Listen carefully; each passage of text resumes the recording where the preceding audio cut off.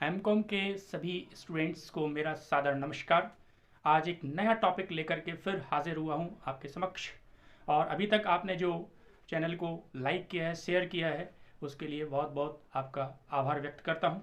और आज का जो टॉपिक इतना बेहतरीन टॉपिक है, जिसको अगर आप अच्छे से समझ लेते हैं तो इन फ्यूचर आपको बिजनेस में ग्रो करना हो, बिजनेस में आपको कम से कम लागत में ज़्यादा से ज़्यादा प्रॉफिट अर्न करना हो, तो आपको काफ़ी ज़्यादा हेल्प मिलने वाली है।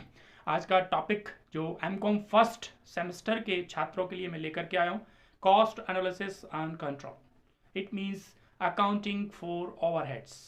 जब भी हम कॉस्ट की बात करते हैं तो दो तरह की कॉस्ट को मिला करके टोटल कॉस्ट तैयार होती है। एक होती है फिक्स्ड और एक होती है वेरिएबल। इट मीन्स डायरेक्टली जो कॉस्ट होती है वो फिक्स्ड होती है और इनडायरेक्टली जो कॉस्ट है वो फ्लेक्सिबल होती है। इट मीन्स हम बात करने वाले इनडायरेक्ट एक्सपेंसेस या ओवरहेड्स। तो आज का जो टॉपिक है accounting for overheads. Accounting for overheads में सबसे पहले ओवरहेड्स होते क्या है? ऊपरी व्यय। It means cost accounting standard third में ये बताया गया है कि ओवरहेड्स में indirect material, indirect labour, indirect expenses को शामिल किया जाता है। इट मीन्स ऊपरी व्यय वे अप्रत्यक्ष लागतें होती हैं जिनको प्रत्यक्ष रूप से उत्पादन में, हम उत्पादन कार्य में शामिल नहीं करते या संबंधित नहीं होती हैं। लागत को मुख्यतः दो भागों में बांटा जाता है। फर्स्ट वन प्राइम कॉस्ट, मूल रूप से जो लागत लग रही है, और सेकंड वन ओवरहेड्स। आज हम डिस्कस करने वाले ओवरहेड्स। ओवरहेड्स क्या होते हैं?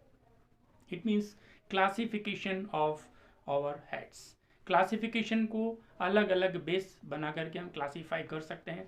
It means base of classifications. First one according to elements.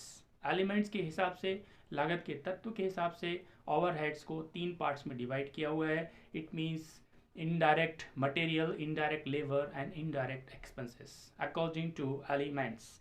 According to functions, जो कार्य प्रणाली होती है उस हिसाब से ओवरहेड्स को हम डिवाइड कर सकते हैं। It means factory overhead, factory level पर जो इनडायरेक्ट एक्सपेंसेस इनकर्ड होते हैं। देन उसके बाद ऑफिस एंड एडमिनिस्ट्रेशन ओवरहेड्स और selling and distribution overheads. According to behaviour, व्यवहार के हिसाब से, नेचर के हिसाब से अगर हम देखते हैं तो थ्री टाइप्स ऑफ ओवरहेड्स होते हैं: fixed overhead, semi variable overheads और variable overheads.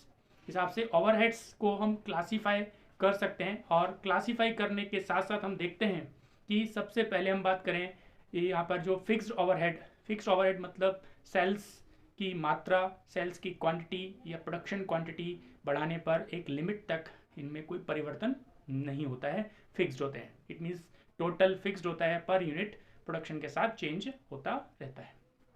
Variable cost, production increase होता है तो वेरिएबल कॉस्ट भी इंक्रीज हो जाती है। It means per unit same रहेगी और टोटल में चेंजेस आता रहता है। सेमी वेरिएबल, फिक्स्ड और वेरिएबल को कंबाइन कॉस्ट होती है, एक लिमिट तक फिक्स्ड और एक पार्ट इसका वेरिएबल होता है।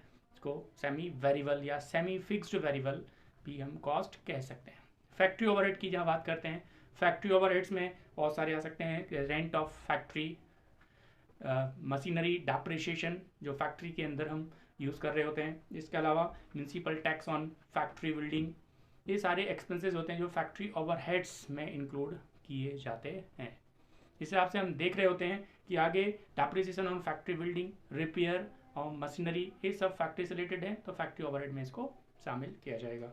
कार्यालय प्रशासनिक व्यय, ऑफिस और एडमिनिस्ट्रेशन ओवरहेड्स के अंदर जो एक्सपेंसेस ज़्यादा, ऑफिस बिल्डिंग, ऑफिस का रेंट, ऑफिस के एम्प्लॉयज़ का सैलरी, ये सब ऑफिस ओवरहेड्स में हम शामिल कर सकते हैं।